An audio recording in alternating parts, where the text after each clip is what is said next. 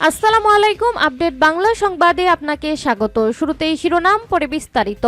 মনে হচ্ছে বিবিসি বাংলা খুনি শেখ হাসিনার ভক্ত, বলল প্রেস সচিব। এদিকে দিল্লিতে বসে ফ্যাসিস্ট হাসিনার ভাষণ দেওয়ার দৃষ্টতা, প্রতিটি মোড়ে গণহত্যার ভিডিও দেখাবে বৈষম্য বিরোধীরা। এছাড়া ফেব্রুয়ারিতেই ছাত্রদের নতুন রাজনৈতিক দল, বিপদের গন্ধ পাচ্ছেন ইউনূস। আরও থাকছে বাংলাদেশে ট্রেন্ডিং হাসিনা বিন, এবার নোংরা ফেললেন উপদেষ্টা আসিফ, সরব আওয়ামী লীগ। এবং সর্বশেষ জানিয়ে দেব, মিলছে আদালতের অনুমতি। বাংলাদেশ ব্যাংকে ৩০০ গোপন লকারের সন্ধান, যে কোনো সময় অভিযান। শিরোনাম শুনছিলেন, এবার বিস্তারিত। মনে হচ্ছে বিবিসি বাংলা খুনি শেখ হাসিনার ভক্ত, বলল প্রেস সচিব। আপাত দৃষ্টিতে মনে হচ্ছে বিবিসি বাংলা শেখ হাসিনার ভক্ত হয়ে গেছে বলে মন্তব্য করেছেন অন্তর্বর্তী সরকারের প্রধান উপদেষ্টা ডক্টর মোহাম্মদ ইউনূসের প্রেস সচিব শফিকুল আলম। বুধবার ৫ ফেব্রুয়ারি সকালে নিজের ভেরিফাইড ফেসবুক প্রোফাইলে এক পোস্টে তিনি এই মন্তব্য করেন। পোস্টে তিনি লিখেছেন, মনে হচ্ছে বিবিসি বাংলা ক্ষমতাচ্যুত স্বৈরা শাসক এবং গণহত্যাকারী শেখ হাসিনার ভক্ত হয়ে গেছে। সংবাদ মাধ্যমটি যখন শেখ হাসিনার বিষয়ে লেখে, তখন তার ভারতে পালিয়ে যাওয়ার পটভূতি বাদ দেয়। আওয়ামী লীগ সরকার পতনের পর উনি ভারতে চলে গেছেন এমন শব্দ ব্যবহার করতে তারা অধিকতর পছন্দ করে। বাস্তবতা হচ্ছে শেখ হাসিনা অসংখ্য শিশু হত্যা, নজিরবিহীন সহিংসতা, লুণ্ঠন, দুর্নীতি, বিচার বহির্ভূত হত্যা এবং ৩,০০০-এর বেশি মানুষকে গুম করে ভারতে পালিয়ে গেছেন। তিনি লেখেন, গত সপ্তাহে শেখ হাসিনাকে নিয়ে একটি প্রতিবেদন প্রকাশ করেছে আন্তর্জাতিক মানবাধিকার সংস্থা হিউম্যান রাইটস ওয়াচ। নিরাপত্তা কর্মকর্তাদের উদ্ধৃতি দিয়ে সংস্থাটি বলেছে, শেখ হাসিনা তার দীর্ঘ ১৫ বছরের শাসনামলে হত্যা এবং গুমের নির্দেশ দিয়েছিলেন, কিন্তু বিবিসি বাংলার প্রতিবেদনে এই গুরুত্বপূর্ণ অংশের কিছুই উল্লেখ ছিল না। তারা বিপ্লবের পরে গণগ্রেপ্তার নিয়ে কথা বলতে বেশি পছন্দ করে। শফিকুল আলম লেখেন, কোনো গণগ্রেপ্তার হয়েছে? কতজনকে গত ৬ মাসে গ্রেপ্তার করা হয়েছে? আমরা জানতাম যে ২০২৩ সালে ২৮ অক্টোবর পুলিশ বিএনপি সমাবেশকে জোরপূর্বক ছত্রভঙ্গ করেছিল, তারপর কমপক্ষে ২৫,০০০ জনকে গ্রেপ্তার করেছিল। প্রেস সচিব আরও লিখেছেন, মনে হচ্ছে বিবিসি বাংলা গণহত্যাকারী শেখ হাসিনাকে একটি নিখুঁত প্ল্যাটফর্ম দিয়েছে। গতকাল তারা একটি সংবাদ প্রকাশ করেছে, সেখানে তারা বলেছে যে হাসিনা নয়াদিল্লি থেকে ছাত্রদের সঙ্গে কথা বলবেন। প্রকৃতপক্ষে এটি বাংলার কসাইয়ের জন্য একটি নিখুঁত প্ল্যাটফর্ম। এটি কি কখনো নির্বাসিত বিএনপির নেতা তারেক রহমানকে একই রকম প্ল্যাটফর্ম দিয়েছে? হাসিনা স্বৈরা শাসনের আমলে তারেক রহমান লন্ডনে কিভাবে সময় কাটিয়েছিলেন সেই সম্পর্কে লিখেছিল। এটি কি তার সাক্ষাৎকার? দিল্লিতে বসে ফ্যাসিস্ট হাসিনার ভাষণ দেওয়ার দৃষ্টতা, প্রতিটি মোড়ে গণহত্যার ভিডিও দেখাবে বৈষম্য বিরোধীরা। দিল্লিতে বসে পলাতক ফ্যাসিস্ট হাসিনা ভাষণ দেওয়ার ঘোষণা দেওয়ায় নতুন কর্মসূচি ঘোষণা করেছে বৈষম্য বিরোধী ছাত্র আন্দোলন। কর্মসূচি অনুযায়ী বুধবার ৫ ফেব্রুয়ারি রাত ৯টায় ঢাকা শহরের প্রতিটি মোড়ে জুলাই গণহত্যার ভিডিও, ডকুমেন্টারি ছবি প্রদর্শন করবে সংস্থাটি। ৫ ফেব্রুয়ারি রাত ১টার দিকে বৈষম্য বিরোধী ছাত্র আন্দোলনের ভেরিফাইড ফেসবুক আইডিতে এই কর্মসূচি ঘোষণা করা হয়। সংস্থাটি লিখেছে, বাংলাদেশে ছাত্রদের উপর নৃশংসতম গণহত্যা চালানোর পরে ছাত্র সমাজের উদ্দেশ্যে দিল্লিতে বসে ভাষণ দেওয়ার মতো ধৃষ্টতা দেখাচ্ছে হাসিনা। এমন নির্লজ্জতার প্রতিবাদে আজ ৫ ফেব্রুয়ারি রাত ৯টায় ঢাকা শহরে প্রত্যেক মোড়ে মোড়ে জুলাই গণহত্যার ভিডিও, ডকুমেন্টারি ছবি প্রদর্শন করবে বৈষম্য বিরোধী ছাত্র আন্দোলন। প্রত্যেকটি মোড়ে মোড়ে বাজারহাটে জুলাই গণহত্যার ভিডিও প্রচার করুন। আজ রাত ৯টায় বাংলাদেশের সব সরকারি বেসরকারি টিভি চ্যানেলে জুলাই গণ অভ্যুত্থানের উপরে বিশেষ বুলেটিন প্রচার করার আহ্বান জানিয়েছে বৈষম্য বিরোধী ছাত্র আন্দোলন। সংস্থাটি আরও লিখেছে, আশা রাখি জুলাই গণ অভ্যুত্থানপন্থী ছাত্র জনতার পাশে মিডিয়া সরব উপস্থিতি দেখা যাবে। ফেব্রুয়ারিতেই ছাত্রদের নতুন রাজনৈতিক দল, বিপদের গন্ধ পাচ্ছেন ইউনূস। ১৫ই ফেব্রুয়ারির মধ্যে দল ঘোষণা করতে চান জাতীয় নাগরিক কমিটি ও বৈষম্য বিরোধী ছাত্র আন্দোলন। শেখ হাসিনা সরকারের পতন আন্দোলনে জুলাই আগস্ট বিপ্লবে নেতৃত্ব দেওয়া ছাত্র জনতার নতুন একটি রাজনৈতিক দল আত্মপ্রকাশ করতে চলেছে। দল ঘোষণার আগে আগামী ১৫ই ফেব্রুয়ারির মধ্যে সরকার থেকে পদত্যাগ করবেন অন্তর্বর্তীকালীন সরকারের তথ্য উপদেষ্টা নাহিদ ইসলাম, যুব ও ক্রীড়া উপদেষ্টা আসিফ মাহমুদ। আর আগামী জুন মাসে পদত্যাগ করতে পারেন সরকারের আরেক উপদেষ্টা মাহফুজ আলম।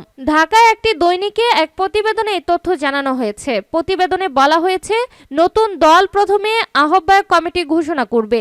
কমিটির সদস্য সচিব হতে যাচ্ছে নাহিদ ইসলাম। ছাত্রদের নতুন দলের গঠনতন্ত্রের কাজ চলছে বলে জানা গেছে।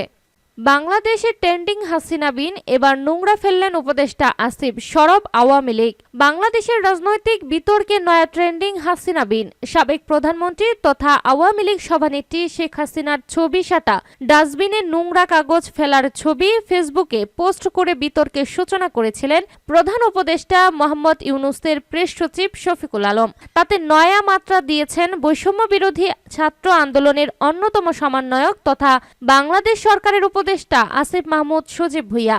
তিনিও বইমেলায় গিয়ে হাসিনা বিনের নোংরা ফেলার ছবি ফেসবুকে পোস্ট করেছেন। এরপর বৈষম্য বিরোধী ছাত্র আন্দোলনের স্টলে গিয়ে ভিজিটর্স বুক লেখেন, হাসিনা বিনের জন্য ধন্যবাদ এবং প্রকাশনাগুলি ভালো হয়েছে। সোমবার ওই বিষয়ে মুখ খুলেছে আওয়ামী লীগ দলের যুগ্ম সাধারণ সম্পাদক আফম বাহাউদ্দিন নাসিম বলেন, আমি অপসংস্কৃতির ধারক সংশ্লিষ্ট ব্যক্তিদের নাম মুখে আনতে চাই না। সমাজ মাধ্যমের প্রতিক্রিয়া স্পষ্ট। মহান ২১শে বইমেলাকে এই জাতীয় কুৎসিত ব্যক্তিগত আক্রমণ, ঘৃণা ছড়ানোর মঞ্চ করে তোলাকে মানুষ ভালোভাবে নিচ্ছে না। ২১এর বইমেলা গোটা জাতির মিলন ক্ষেত্র। সেখানে অরাজনৈতিক ব্যক্তিরা শেখ হাসিনার মতো রাজনৈতিক ব্যক্তিদের যেভাবে কুৎসিত আক্রমণ করছে তাতে বুঝতে হবে আজকের বাংলাদেশে কোনো দল নেতাই নিরাপদ নয়। প্রধান উপদেষ্টার প্রেস সচিব শফিকুল আলম শনিবার বইমেলা থেকে ফিরে ফেসবুকে বেশ কিছু ছবি পোস্ট করেন। ক্যাপশনে লেখেন, শনিবার বাংলা একাডেমিতে ২১শে বইমেলার প্রথম দিনে ডাস্টবিনে জঞ্জাল নিক্ষেপ। উপদেষ্টা আসিফ মাহমুদ সজীব ভুঁইয়া ওই বিনে তার নোংরা ফেলার ছবি পোস্ট করে লেখেন, নগরবাসী যেখানে সেখানে ময়লা ফেলবেন না, উপযুক্ত স্থানে ফেলুন। ডাস্টবিন বিতর্কে যোগ দিয়েছে ইউনূসের উপ প্রেস সচিব আবুল কালাম আজাদ মজুমদারও। তিনি ফেসবুকে লিখেছেন, একদল উত্তেজিত ডাস্টবিনে কেন ময়লা ফেলা হলো সেটা নিয়ে, যদিও ডাস্টবিন ময়লা ফেলারই জিনিস। সম্প্রতি বাংলাদেশ সরকার বিশেষ সম্মান জানায় অধ্যাপক সলিমুল্লাহ খানকে। সেই অনুষ্ঠানের প্রধান উপদেষ্টা মোহাম্মদ ইউনূস এবং সংস্কৃতি বিষয়ক উপদেষ্টা চেয়ারে বসেছিলেন। পিছনে দাঁড়িয়েছিলেন পুরস্কার গ্রাহকেরা। ওই ঘটনা নিয়েও সরব হন বহু মানুষ। তাদের উদ্দেশ্য উপ প্রেস সচিব লিখেছেন, আর একদল উত্তেজিত সলিমুল্লাহ খান স্যারকে কেন পুরস্কার পাওয়ার পরও দাঁড়িয়ে ছবি তুলতে হলো, অথচ গতবারের পুরস্কার বিজয়ীরাও তাদের প্রিয় নেত্রীর পিছনে একইভাবে ছবি তুলেছে। তিনি আরও লিখেছেন, শীত এমনিতেই চলে যাচ্ছিল, তাদের উত্তেজনার কারণে মাঘের ২ সপ্তাহ থাকতেই এবার তা পগার পার।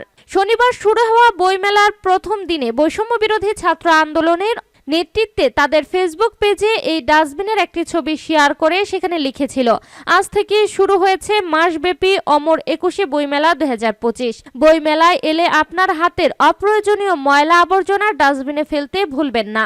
মেলার অভ্যন্তরীণ পরিবেশ সুন্দর রাখুন, আবর্জনা মুক্ত থাকুক। শনিবার একই ছবি পোস্ট করার পর মিশ্র প্রতিক্রিয়ার মুখে পড়েন প্রেস সচিব শফিকুল আলম। বহু মানুষ তার সমালোচনা করেন, সমর্থনও করেন অনেকে। পাল্টা তাকেও ব্যক্তিগত আক্রমণ করা হয়। তার পরিবারের সদস্যদের ছবি সাটা বিন ছড়িয়ে দেওয়া হয় সমাজ মাধ্যমে। রবিবার রাতে তিনি ফেসবুকে এক দীর্ঘ পোস্টে হাসিনা বিনের ছবি দেওয়ার পক্ষে সাফাই দিয়ে ফের সাবেক প্রধানমন্ত্রীকে আক্রমণ করেছেন। হাসিনাকে বাংলাদেশের কসাই, গুম জননী বলে লেখায় উল্লেখ করেন তিনি। মিলছে আদালতের অনুমতি, বাংলাদেশ ব্যাংকে ৩০০ গোপন লকারের সন্ধান, যে কোনো সময় অভিযান। বাংলাদেশ ব্যাংকের নিরাপত্তা ভলেন্ট কর্মকর্তাদের অর্থ সম্পদ জমা রাখার ৩ শতাধিক লকারের সন্ধান পেয়েছে দুর্নীতি দমন কমিশন দুদক। সেখানে বর্তমান ও সাবেক ঊর্ধ্বতন ভিআইপি ব্যাংক কর্মকর্তাদের লকার রয়েছে বলে জানা গেছে। এরই মধ্যে মঙ্গলবার ৪ ফেব্রুয়ারি আদালত থেকে সাবেক ও বর্তমান ব্যাংক কর্মকর্তাদের লকার খোলার অনুমতিও পেয়েছে সংস্থাটি। চলতি সপ্তাহের যে কোনো দিন মেট্রোপলিটন ম্যাজিস্ট্রেটের উপস্থিতিতে লকার খুলতে অভিযান পরিচালনা করা হবে বলে দুদকের ঊর্ধ্বতন একটি সূত্র জানিয়েছে।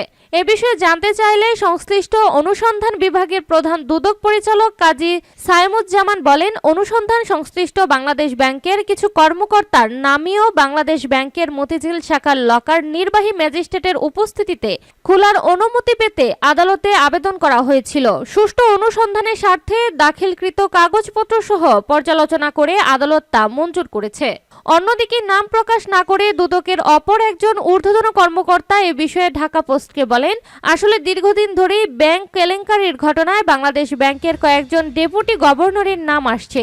এরই মধ্যে এস.কে. সুর চৌধুরী গোপন লকার খুলে প্রায় 5 কোটি টাকার দেশি বিদেশি মুদ্রা ও স্বর্ণ অলংকার পাওয়া গেছে।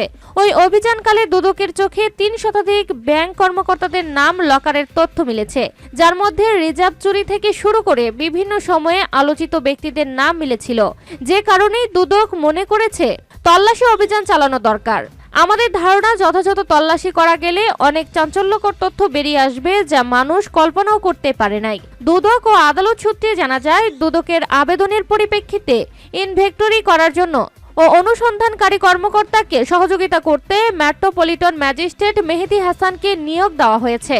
মেট্রোপলিটন সিনিয়র স্পেশাল জজ মোহাম্মদ জাকির হোসেন এমন অনুমতি দেন। কমিশনের অনুমতি নিয়ে ম্যাজিস্ট্রেটের উপস্থিতিতে বৃহস্পতিবার বাংলাদেশ ব্যাংকে অভিযান পরিচালনা করা হতে পারে।